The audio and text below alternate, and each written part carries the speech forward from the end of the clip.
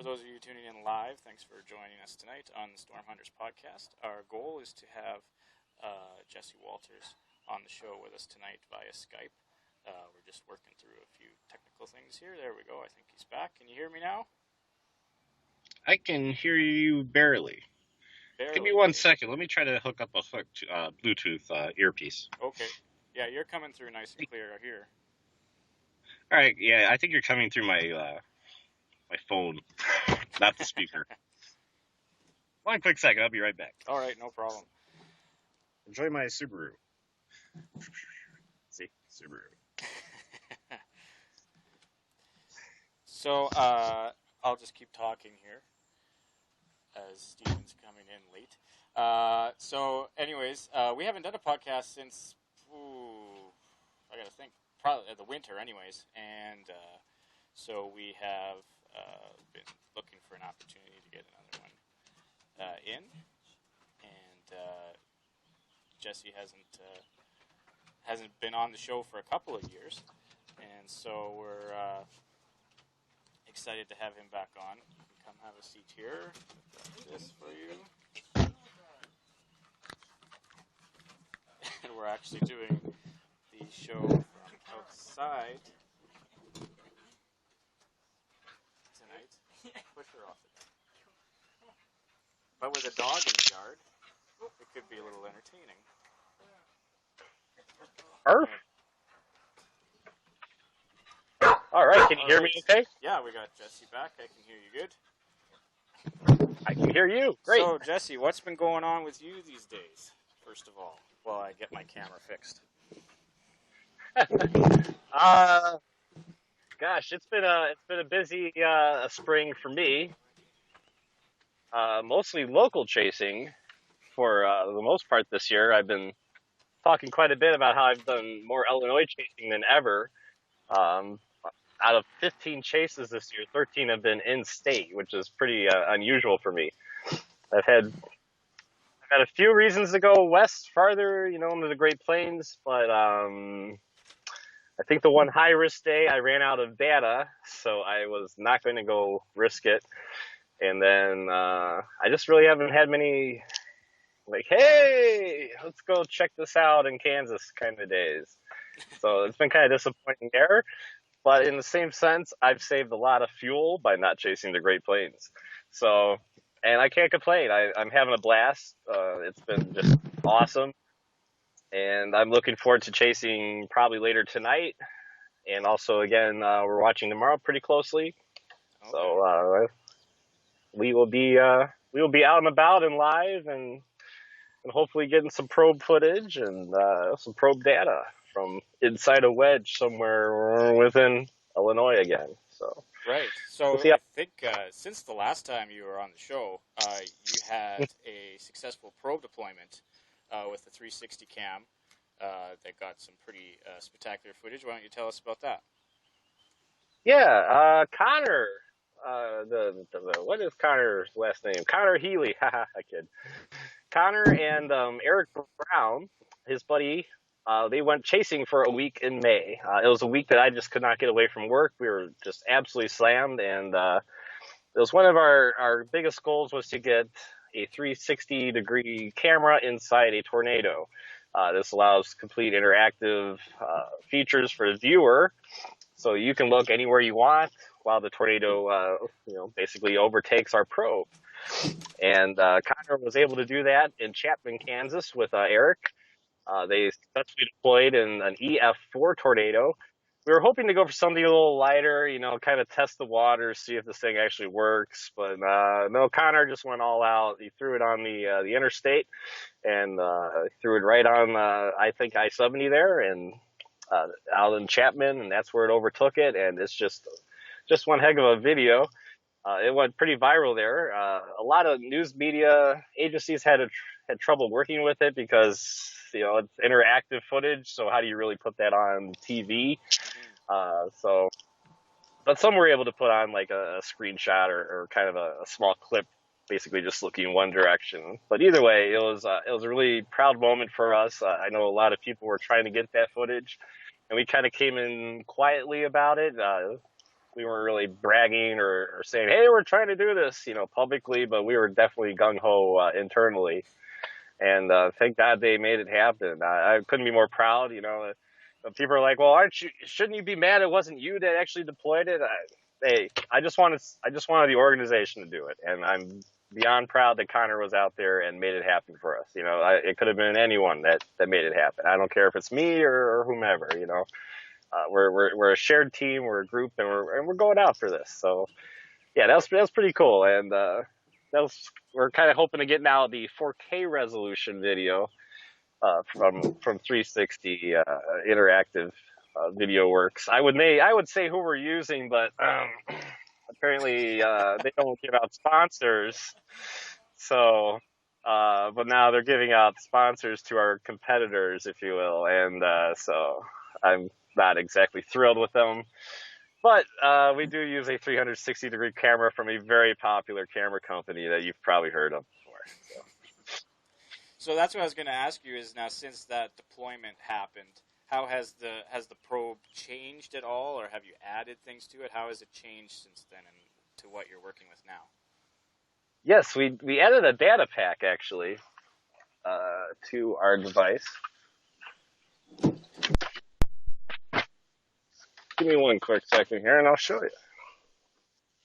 I just so happen to have it right here. Oh boy, where'd I go? Do I know? Yes, I know you. Did I lose the video feed? Nope, still got it.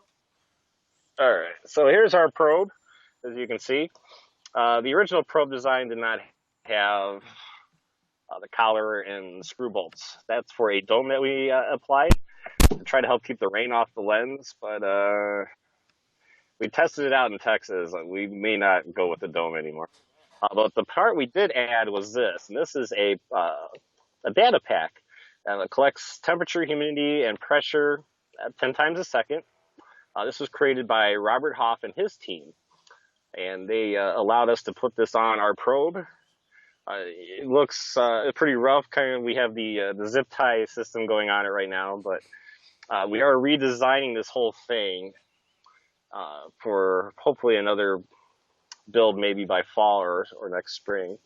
But basically, that's the only thing we've added since then was our data pack, and we want to hopefully get the data in and try to get some useful information out of there.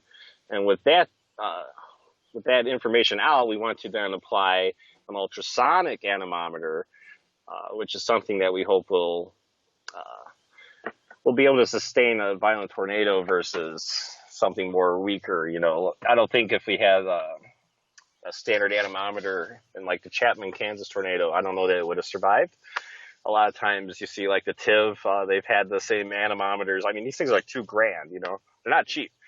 And they survived to like 180 or so, and then they kind of dissipate. So, well, not dissipate, but they disappear. They're just gone. So, we're kind of hoping with the ultrasonic mode, there's no moving parts. There's nothing to worry about. It's, in theory, more accurate.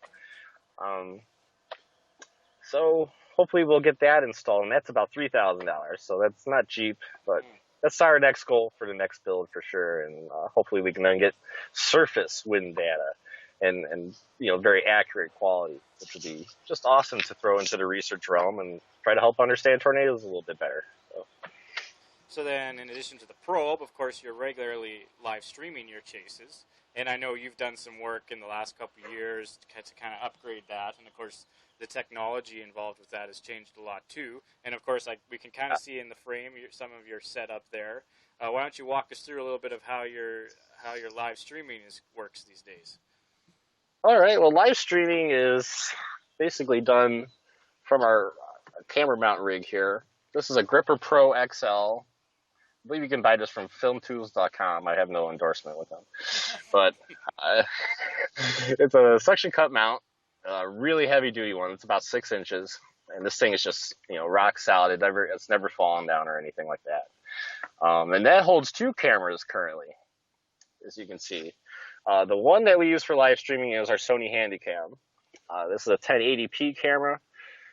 Nothing too fancy with it. It's pretty basic, it's just 1080. But we do have this Teradek video device, and that's what we're using to connect our camcorder to our internet, and that sends our live feed to our broker, and then he sends it out to us, and he does what he's got to do with it. And the really cool thing about using this Teradek video, this is something I learned about from Brandon Sullivan and some other chasers that are using this device nowadays.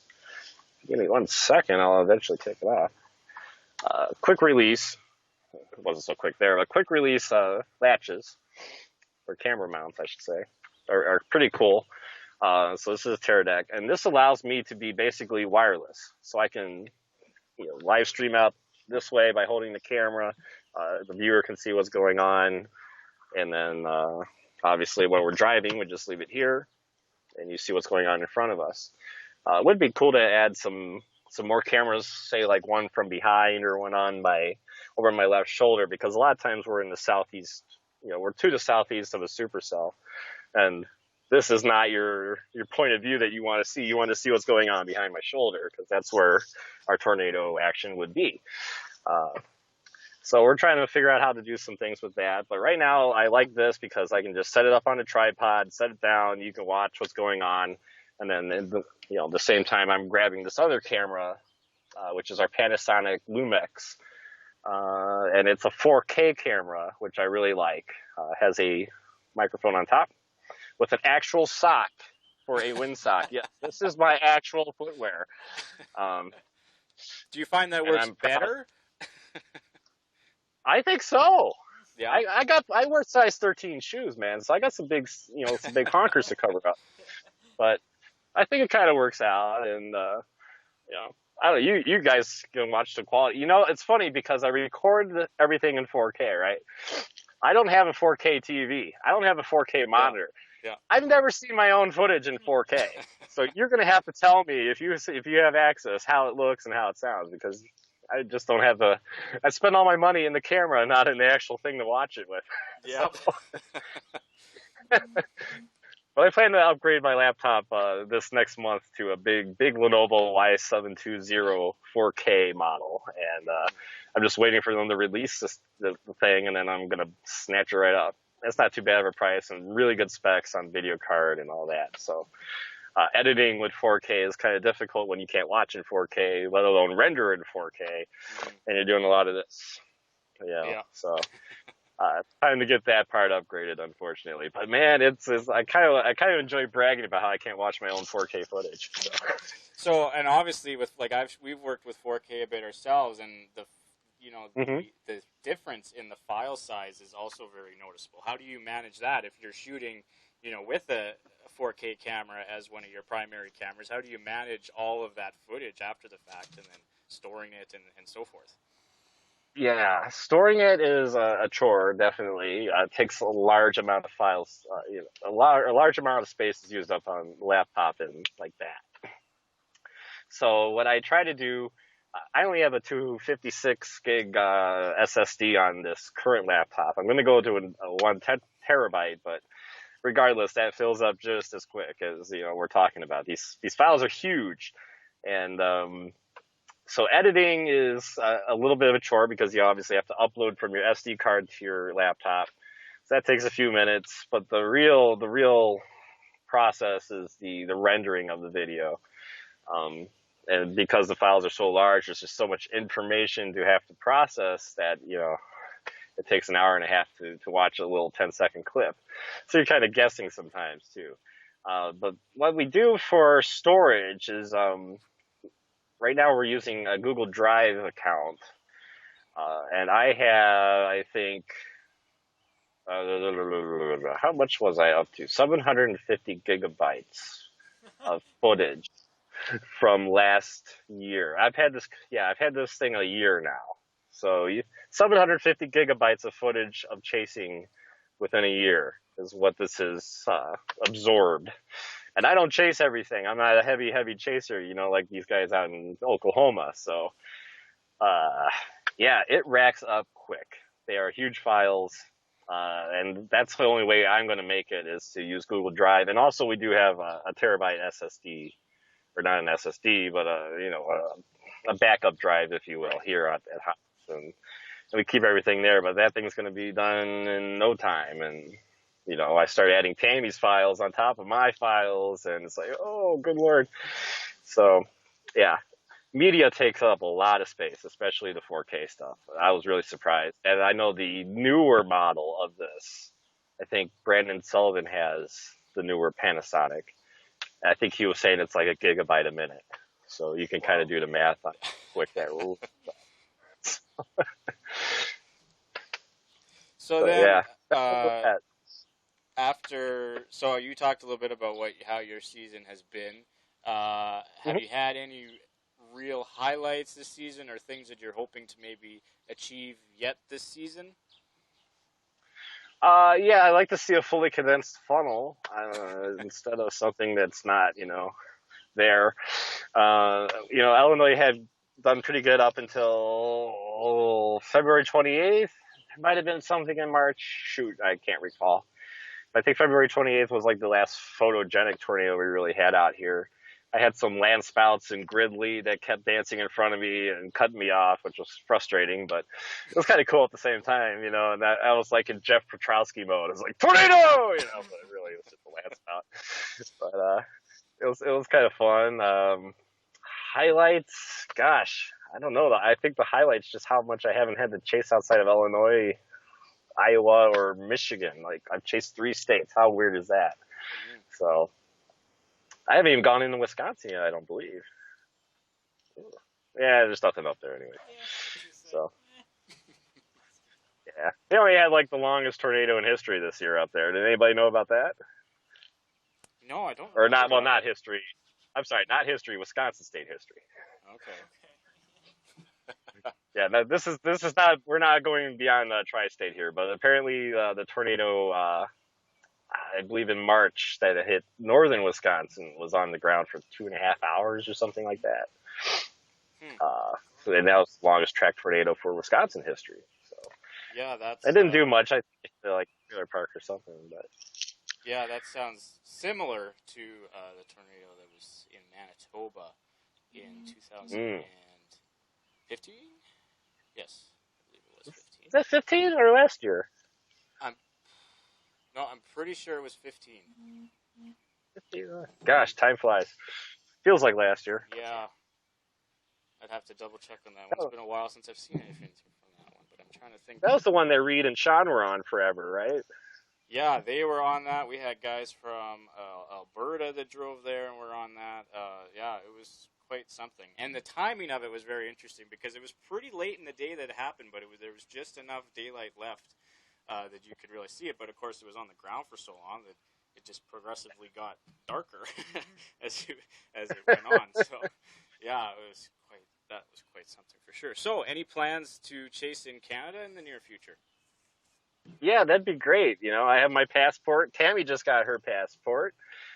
So we're hoping to get up there very, very soon. We just need a good enough setup and also a good enough time to get away from the day job. My day job right now is just through the roof, so it's pretty hard to get away the next few weeks or so. But I think you guys do pretty good in July yet, so we'll be watching closely, and hopefully we'll get up there. I think you're going to have a pretty good season the way it's looking. Alberta's been showing everybody up so far this year with all of their photogenic land spouts and everything that's been happening. But yeah, we'll see. We'll see how it goes. We haven't added anything here for thunderstorms except for a massive shelf cloud that just appeared. When was that? April. Out of nowhere, we had this massive shelf cloud happen, which wasn't much of a storm, but it was quite interesting looking. Was that the one we were on? That wasn't the one we. I was on it. You weren't with me. You and I went. Yeah. We had a bit of a practice chase just with some pulse storms. Yeah, yeah. But working out the kinks with the technology and everything. Yeah. So yeah, we're set to go. We're just waiting for the right setup. Once Alberta gets done with all of their tornadoes, and of course that produced the epic lawnmower shot, which I'm sure you've seen. Yes. Yes. I'm hoping to have the same shot now. I've actually brought a weed whacker. Yeah. So. Yeah. Quite fascinating how how viral that one went. Yeah. Well, thanks a lot for joining us tonight, Jesse. It's been a while since we had you on the show, so it was great to kind of catch up with you and see what's up. And hopefully, we'll talk to you soon, maybe in person here yet. I hope so, man. I really hope so. Definitely this year. I'm pushing to get back up there and see some tubes and chase the prairies like the good old days. All right. All right. Well, have a good night. You say you're probably chasing yet tonight? Yeah, I might go out for some lightning kind of chasing. Nothing too crazy.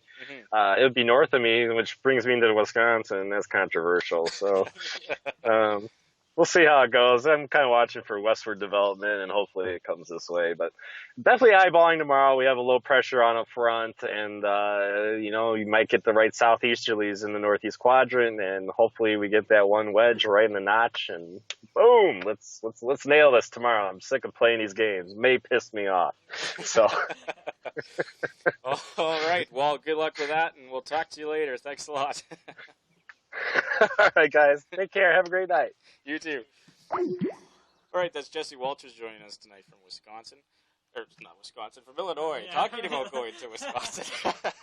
Got Wisconsin on my mind now. So Steven came in a little late, but I was eating food. I figured you probably were. Anyways, it was a nice enough night that I figured we'd try it outside. Yeah. Didn't rain, hasn't been windy, just cloudy all day. So anyways, we had that practice chase a little bit, and we've got some new equipment worked in. You got to play with the DJI Osmo, which you're really enjoying. That was really funny. So we've got some fun things on the way. And of course, we've also got a project going on, a little bit of a side photography project with shooting 4K video with a drone, shooting different locations around the province from the air. And so what we're also looking for is just for suggestions of different, whether it's landmarks or Types of shots. different landscape views, things like that. We want to get your suggestions and not just be kind of roaming around to our own known places. We want to get some other ideas from people who would like to see aerial shots of a certain place, and we'll do our best to try and to work that in, and we'll have more details coming out about that here soon as well. I can actually give a little bit of an example of what that will, what we're sort of talking about when we talk about this. This is actually footage captured this spring around Kings Park Speedway, actually, here just east of Regina. This wasn't actually, we didn't actually shoot this in 4K, but this just gives you a taste, and it's probably not working, is it? No, it's not. That's weird. Anyways. Well, you have to go look it up. Nice try. Yeah, you'll have to look it up. But anyways, so that's kind of our side project that we're working on. Well, we're waiting for storms. But once storm season gets going, what are you hoping to try and do the most? Do the most? I would really like to get some good photography shots, not just recording, but actual pictures. That's just kind of what I'm going for this season. Mm-hmm. Well, obviously, it'll be screen captures of video, probably, because, getting pictures of the lightning is really hard. Well, that's another thing we'll be working on as well. Yeah. But last year, a big thing for us was 360 video. This year, we got another tool in the toolbox with the DJI Osmo. What have your thoughts been using that?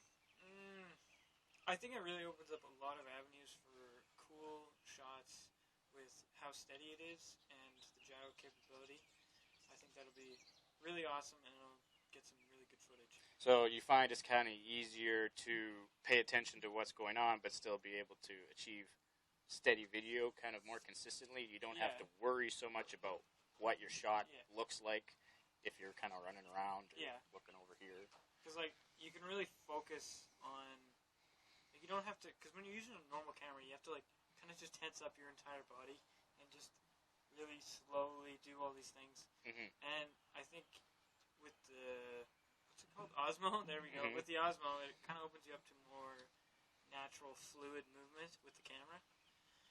And I'm hoping it bears fruit. That tree bears fruit. We got a question on Periscope. What's your general location? SK, yes, absolutely. We are located in Saskatchewan, and you can check out our website, saskatchewanweather.ca. And